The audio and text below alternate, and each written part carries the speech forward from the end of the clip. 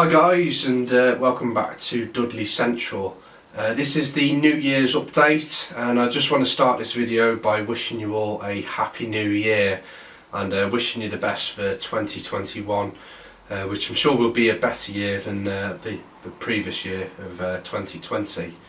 2020 has been obviously completely different to what all of us have been used to as a way of life. It has been difficult, but for me, I've enjoyed some aspects from it. I've had a bit more time at home with the family, and also I'm getting more time to actually do my models. That work-life balance has been a little bit better, perhaps in the last few months, and it has helped me to crack on with the layout. And it's getting to a point now where I'm just really enjoying it. The last couple of weeks have just been baseboard building, which it just seems to take a while to actually get to something that you can sort of appreciate with the trains. But now in this video I'm going to show you how far I've got, and hopefully it might give you some ideas on your layouts as well. So thanks for watching, and again, just a happy new year to you all.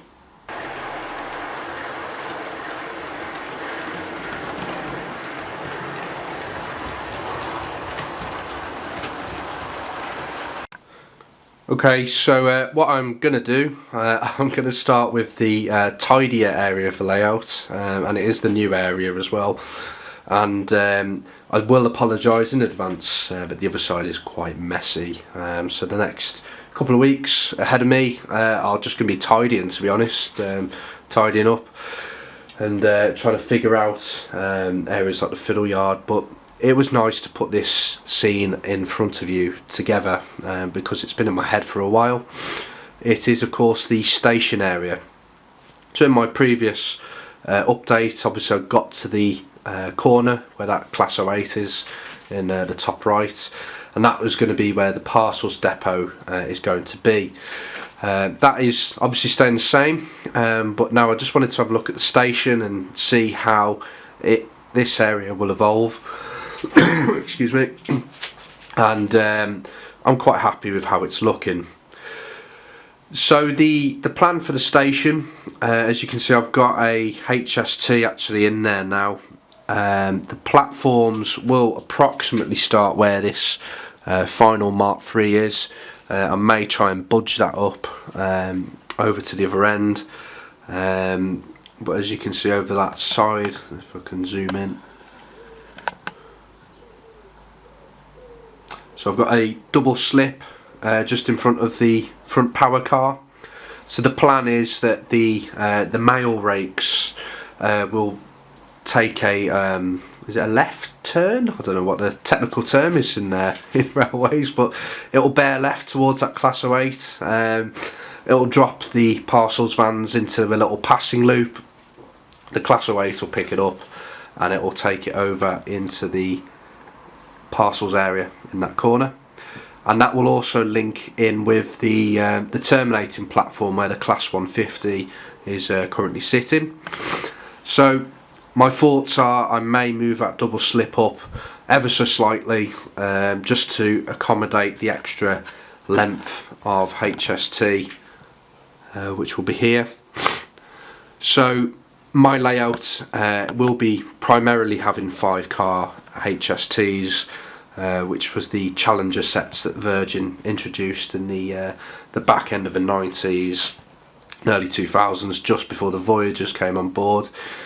I'm not entirely sure if the Intercity Swallow trains came in that formation, but to be honest, I'm just going to roll with it, to be honest. It'll fit my layout nicely, and maybe perhaps a bit of Rule 1 on that. So that's the station. As you can see as well, I've also dropped the road level. I was quite keen actually on my layout that I had the station below the actual rail lines, so I really wanted to do some difference. I see a lot of layouts where the station's over the top, and to be honest I wanted to do something a little bit different and try and create some kind of contours with the layout. So actually what I've done is I've used some shelving brackets to hold this together. So let's see if so just here, there is one of them here, and I've got these from B&Q. So there's one there and there's one over here, and they are just basic shelving units drilled and screwed onto the legs of the main baseboard. I've also added a couple of legs just to the front of this section. It just gives it a bit more stability. It seems pretty solid to me. It's not going anywhere. It's only got vehicles sitting on it. It's not going to be very heavy. The construction of it was just some basic 2x1s with the sort of traditional 9mm ply on top as well, and I'm quite happy with that. And I will be planning ahead now how the station building is going to come together. So that's the station area. I'm quite excited with this part of the layout, but it is one on the back burner. I have some other parts of the layout in mind at the moment, which I may put in front.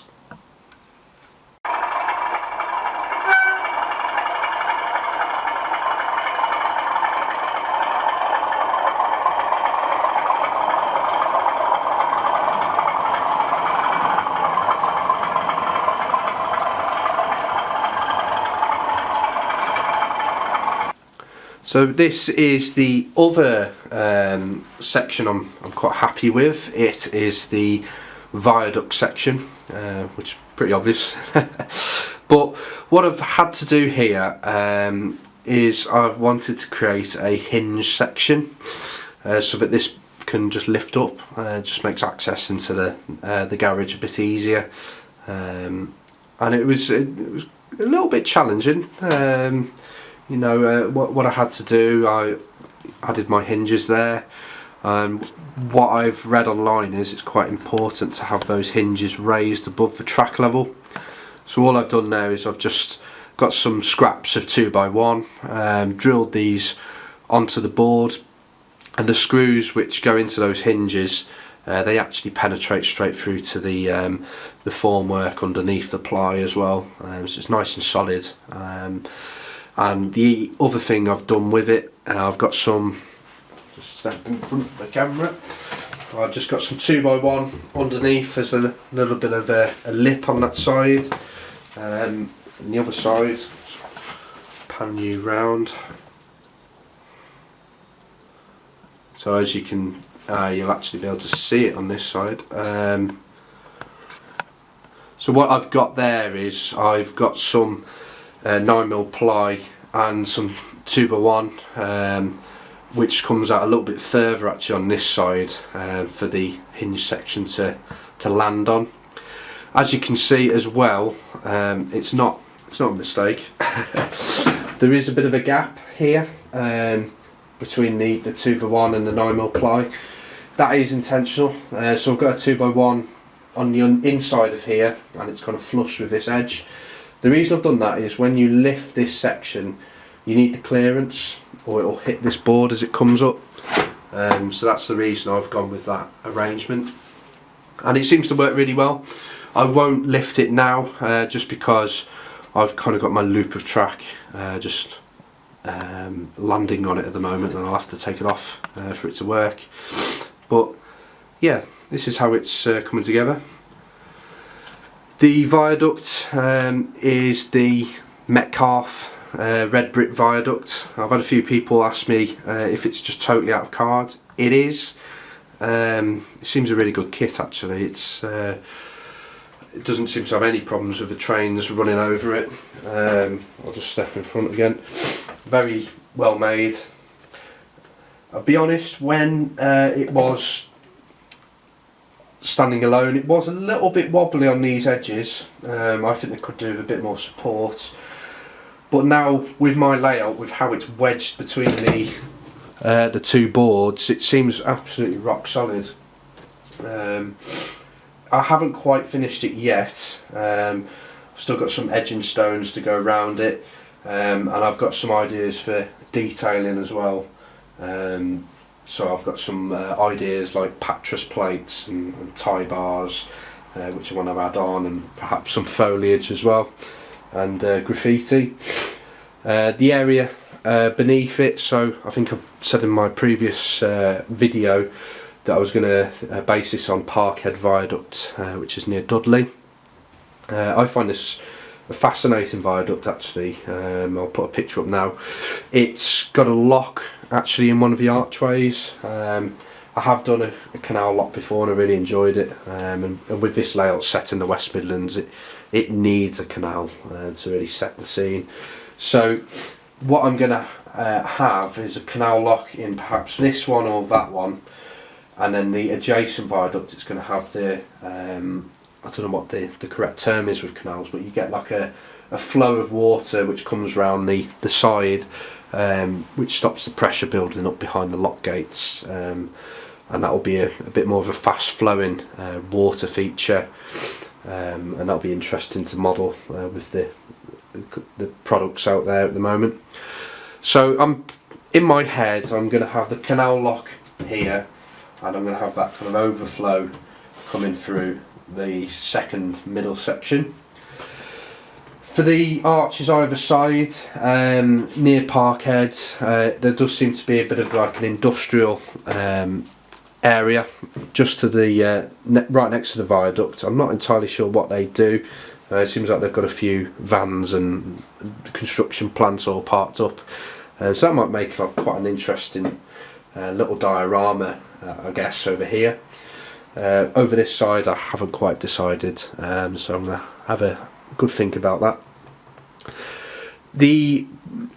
For me, I've also been thinking about the back scene on this area. So if I just pan right out, so this is just a bit of scrap that I've got. So for me, I really want the back scene to actually have a hinge on the back as well. The reason I want to do that is I want to have scenery behind the viaduct, which you can see, and also I'll make some interesting camera shots from the other side. I think I'll put it on Instagram the other day.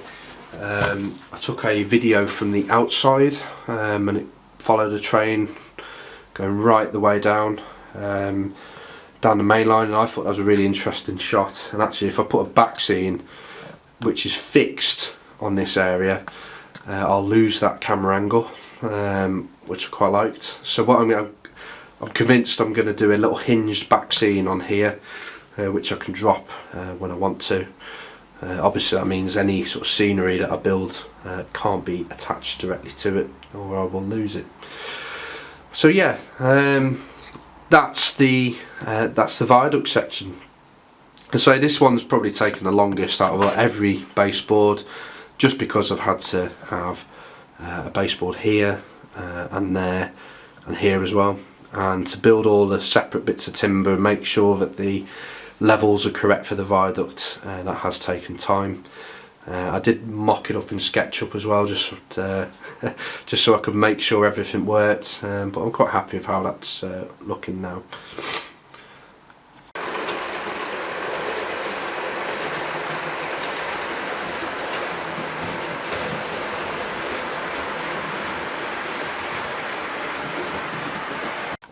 So the final part, which I did apologise for at the start of the video, is the Fiddle Yard, which is an absolute mess at the moment. But I just wanted to get a loop of track in. It did have all the points arranged, but to be honest, I was like a big kid, got all my track and just found some set track curves, and I was like, I'm definitely having a train going round. And that is a point I won't be using set track on the scenic section when I come to it. I just found the curves and it was just easy to knock something up. So yeah, this is something I'm going to take a bit of time to think about. So what my longest train, from what I've seen, is my 5-car HST with the 2 power cars, which is a little bit long for what I'd initially planned for the Fiddle Yard, so I'm going to have to do some work around that. And the other long train I've got is the AC electric, which you can just about see the DVT here, and the Class 90 over here as well. So those are going to be the two longest trains on the layout, which kind of set the scene with it being a Mark III set going to Euston, and the HST being on the cross-country services. The other thing I've really enjoyed having actually is a long freight train.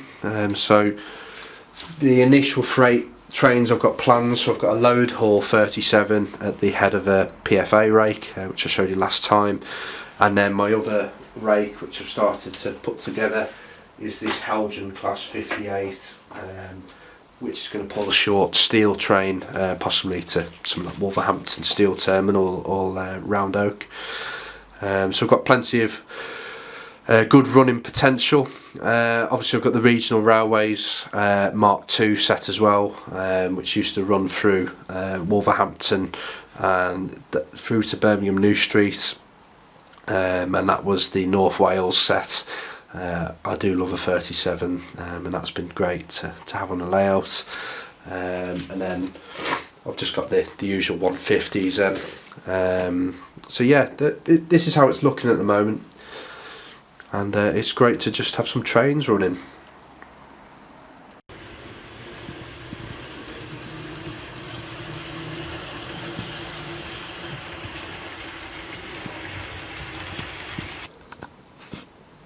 So just when I thought I'd bought my last Loco for the layout earlier in the month with that Class 58, on the very last day of 2020 I found this Class 47 in Rail Express Systems livery at the Keighley and Worth Valley Railway yesterday, and it was for £99 brand new. As soon as I saw it I knew I had to snap it up. Obviously this layout had the mail area planned for a while, and I'd already started to build up a little short rake. I think in my previous video I had my two Rail Express Systems vans, and I did already have an EWS Class 67 that was ready to pull those, but I had always had in my mind if a 47 came up in the right livery for the right price I would snap that up. So this is the one I've got. It's not been DCC chipped yet. I had it running yesterday on DC. All seems okay. Yeah, I just think it's great. And actually for me this 47, the cross-country Virgin services sometimes pulled these 47s in as cover, so that might make an interesting combination on those rakes as well with the Mark IIs. So my other addition, which I have been looking at for quite a while now on eBay to try and get the right one, is a TPO, Travelling Post Office, and this is the one I've got. It's a Bachmann Mark I TPO, and it's in the more modern Royal Mail livery with the little italics on it, and this would have been seen in the from around 1995 I think, right up till the demise of the post service in, I think it was 2003, 2004. So this is perfect for my era, and it is a fantastic model, but it is something that can fetch some pretty hefty prices. I've seen some of them go for about 60 quid. I luckily snapped this one up for £33 off eBay, so I was quite happy with that one, and it forms quite a nice little rake with my Rail Express Systems vans. I have seen images online, 47s pulling rakes as short as this, around 2000. So this I think will probably be it for this train. It's quite a nice short length with the 47 at the front, and I feel like it looks really nice, and that really pretty much finishes off my mail rake, and obviously the 08 will be marshalling these in the parcels area.